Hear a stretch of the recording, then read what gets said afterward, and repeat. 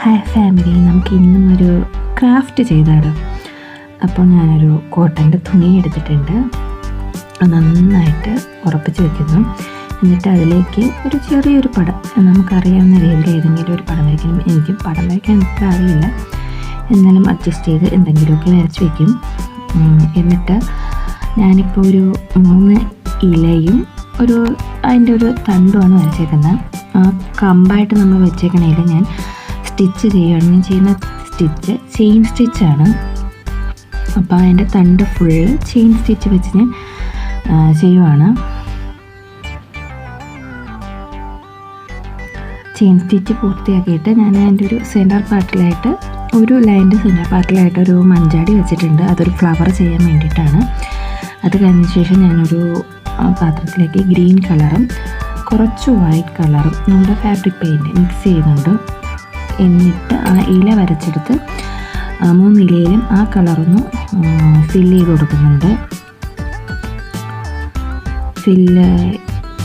അപ്പം ആ തണ്ടിനും ഇലയുടെയും colour different ആയിട്ട് വരുമല്ലോ, അതിന് വേണ്ടിയിട്ടാണ് മിക്സ് ചെയ്തത്. അതിന് ശേഷം ഇലയിൽ ഞാൻ ഔട്ട്ലൈനായിട്ട് ബ്ലാക്ക് കൊടുക്കുന്നുണ്ട്. അപ്പോൾ ഇല ഒന്ന് കുറച്ചുകൂടി എടുത്ത് നിൽക്കും, അതിന് വേണ്ടിയിട്ട്. അത് കഴിഞ്ഞ് കുറച്ച് പിസ്താഷ്യലെടുത്തു, അതിലേക്ക് ബ്ലാക്ക് കളർ കൊടുക്കുന്നുണ്ട്.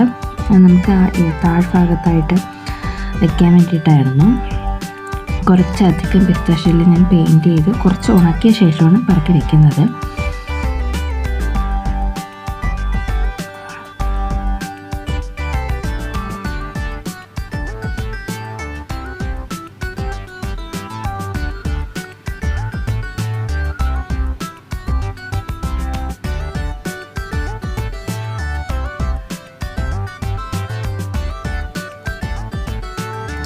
പിന്നെ ഞാൻ കുറച്ച് പിസ്താഷ്യലിൽ റെഡ് കളർ കൊടുത്തു, ആ ഫ്ലവർ ഒന്ന് കംപ്ലീറ്റ് ആക്കാൻ വേണ്ടിയിട്ട്.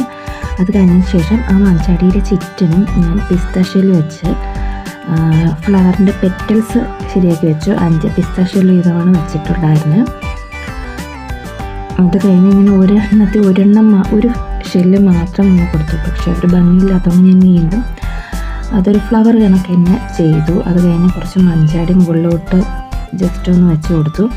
പിന്നെ മഞ്ചാടിയുടെ നടുക്കോട്ട് യെല്ലോ ഫാബ്രിക്കിൻ്റെ കളറ് ഒന്ന് ഫില്ല് ചെയ്ത് കൊടുത്തു. യെല്ലോ കളറാകുമ്പോഴത്തേക്കും ഒന്നുകൂടി എൻഹാൻസ് ചെയ്ത് നിൽക്കും, അതിന് വേണ്ടിയിട്ടായിരുന്നു.